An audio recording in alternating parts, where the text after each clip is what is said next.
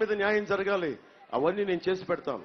నేను ఒక్కని ఈ రోజున హరీష్ గారి కోసం ఓటు అడుగుతున్నా, జోగేశ్వరరావు గారి కోసం ఓటు అడుగుతున్నా, సత్యానందం గారి కోసం ఓటు అడుగుతున్నా, రామకృష్ణారెడ్డి గారి కోసం ఓటు అడుగుతున్నా. అలాగే నేను పని చేస్తాను, వాళ్ళతో కలిసి పని చేయిస్తాను. నేను మీకు ఈ మాట ఇస్తున్నాను. ఇక్కడ ఉన్న వాళ్ళు ఎవరి పార్టీలు వారికి ఉన్నాయి, కానీ అందరి ఉమ్మడి లక్ష్యం ఆంధ్రప్రదేశ్ని ముఖ్యంగా జగన్ గారి పాలన నుంచి విముక్తి చేయాలి, ప్రజలకి సంక్షేమంతో పాటు అభివృద్ధి ఉపాధి కల్పించాలన్నదే బలమైన లక్ష్యం.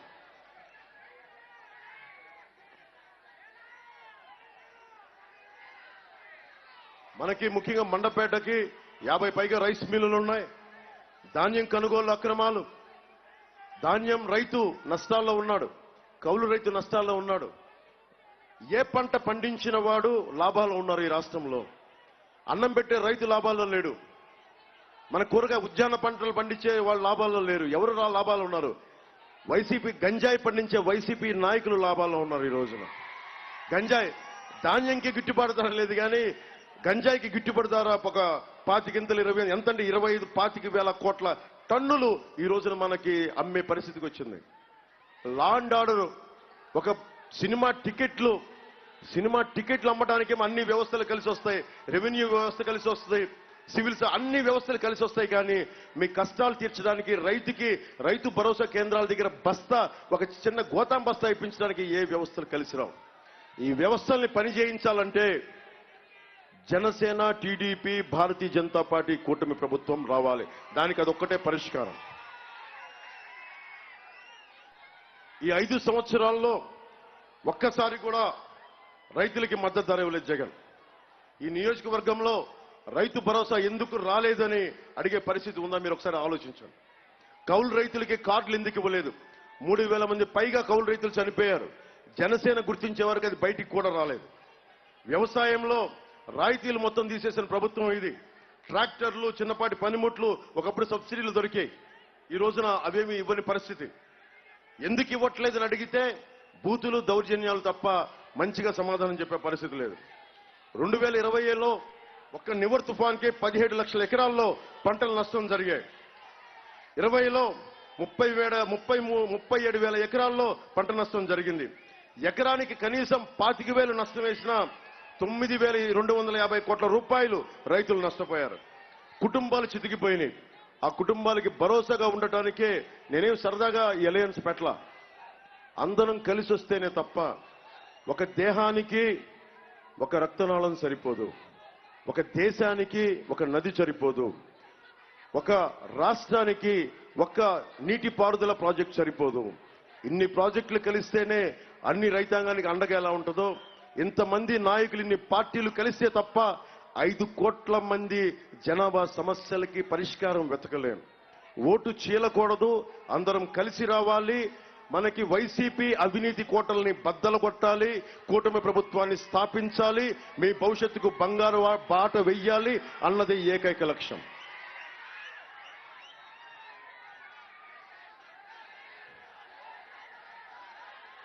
తెలంగాణలో ఒకప్పుడు వరి లేని తెలంగాణ రాష్ట్రంలో వరి సాగు పెరుగుతూ ఉంటే ఆంధ్రాకి అన్నపూర్ణ అయిన మన ఆంధ్ర ఒకప్పుడు మన వరికి ఇది అన్నపూర్ణ అంటాం మన, ముఖ్యంగా మన గోదావరి జిల్లాలని. అలాంటి జిల్లాల్లో ఈ రోజున వరి సాగు తగ్గిపోయిన పరిస్థితి. దాదాపు 46 లక్షల ఎకరాల్లోనే సాగింది, ఒకప్పుడు 58 లక్షలు. దానివల్ల 12 లక్షల ఎకరాల్లో మనకి దిగుబడి లేదు. క్రాప్ హాలిడే, హరీష్ గారు పక్కనే ఉన్నారు, కోనసీమ రైతాంగం క్రాప్ హాలిడే ప్రకటించింది. క్రాప్ హాలిడే ప్రకటించడం ఏంటి? మేము మద్దతు ధర లేదు, మేము చచ్చిపోతున్నామని రైతాంగం నిరసన తెలియజేయడం, స్ట్రైక్, లాకౌట్ లాగా. సో దీనికి పరిష్కారం ఏంటి? వైఎస్ జగన్ కి, వైసీపీకి పొలిటికల్ హాలిడే ప్రకటించడం అదొకటే పరిష్కారం. పొలిటికల్ హాలిడే ప్రకటించడం అంటే ఇక్కడి నుంచి తీసుకెళ్లి తన్ని తగలేయటం. వారిని, నా కోరిక ఏంటంటే ప్రతిపక్షంలో కూడా ఉండకూడదు, అంత బలమైన మెజారిటీ ఇవ్వండి ఒక్కొక్కరికి. ప్రతిపక్షానికి కూడా అర్హత లేదు వాళ్ళకి.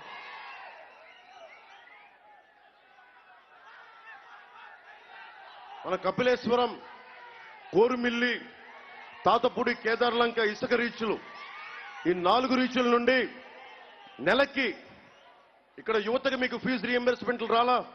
రైతుకు గిట్టుబాటు ధర రాలా, బీసీలకి 30 పథకాలు తీసేశారు, ఎస్సీ విద్యార్థులకు సంబంధించి 27 పథకాలు తీసేశారు.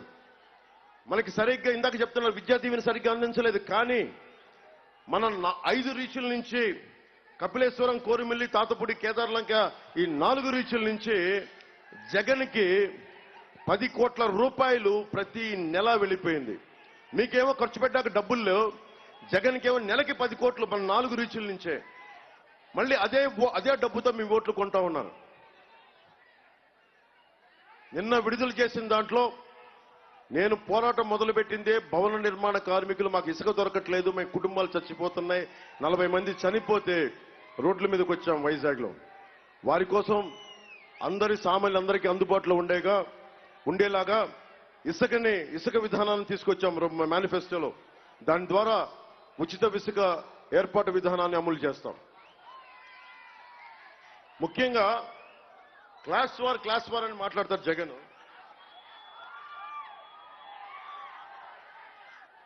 క్లాస్ వార్ అని మాట్లాడతాడు జగన్. ఒకప్పుడు ఇసుక రీచుల్లో బోట్లల్లో పడవల మీద ఇసుక వేసుకొచ్చి అమ్ముకునే ఒక సౌకర్యం ఉండేది. వాళ్ళంతా ఏ కులస్తులు, బీసీలకు కానీ అక్కడున్న మత్స్యకార సంఘాలు కానీ పంచాయతీ సంఘాలు కానీ ఇవన్నీ తీసుకొచ్చాయి. ఇప్పుడు ఆ పరిస్థితి అంతా పోయి మొత్తం సెంట్రలైజ్డ్. క్లాస్ వార్ అంటే మొత్తం ఒకడు దోచేయడం కాదు, అందరికీ పంచడం. క్లాస్ వార్ అంటే ఒక్కడు కూర్చొని అందరినీ దోచేయడం. మీరు చెప్పండి, పవన్ కళ్యాణ్ దోస్తున్నాడా, జగన్ దోస్తున్నాడా ఇసుకని? మరి ఏం చేద్దాం దానికి? తిరిగి పడవల మీద ఇసుకమ్మే కుటుంబాలు కూడా బతకాలి అంటే డీసెంట్రలైజ్ చేద్దాం. కేవలం ఒక పెద్దిరెడ్డి గారికో, జేపీ వెంచర్స్ మీద పెద్దిరెడ్డి గారికో, మిథున్ రెడ్డి గారికో, వైఎస్ జగన్ గారికో కాదు, సజ్జల రామకృష్ణారెడ్డి గారికో కాదు, వైవి సుబ్బారెడ్డి గారికి కాదు, అందరికీ చెందాలి. ప్రకృతి సంపద అందరిది. ఇసుక, నీరు, నేల, గాలి, భూమి ఇవి అందరివి. ఒక్కడు కూర్చొని దీనికి గుత్తాధిపత్యం నేను పెత్తనం వహిస్తానంటే కింద పడి అధాపాతాళానికి తొక్కేస్తాం. మేడే రోజుని చెప్తున్నా. మీరు సహజ వనరుల మీద ఎవరైనా సరే వైఎస్ జగన్తో సహా మీరు ఆధిపత్యం చూపిస్తాను.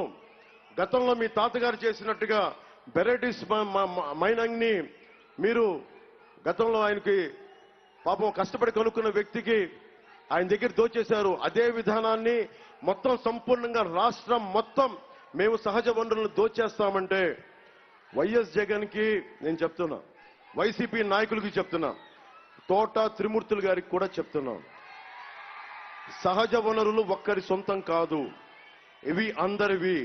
మీ బాధ్యత అందరికీ అందుబాటులో ఉండేలా తీసుకురావటం. సహజ వనరులను వెనక్కి తీస్తే అది అందరికీ అభివృద్ధి జరగాలి.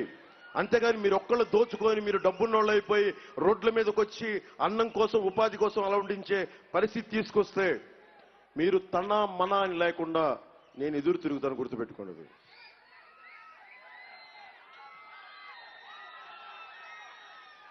ఒక ఎమ్మెల్యే, రాజకీయ నాయకులు ఏ ఊర్లో అయినా కావచ్చు, మన మండపేటలో కావచ్చు, విజిలెన్స్, రెవెన్యూ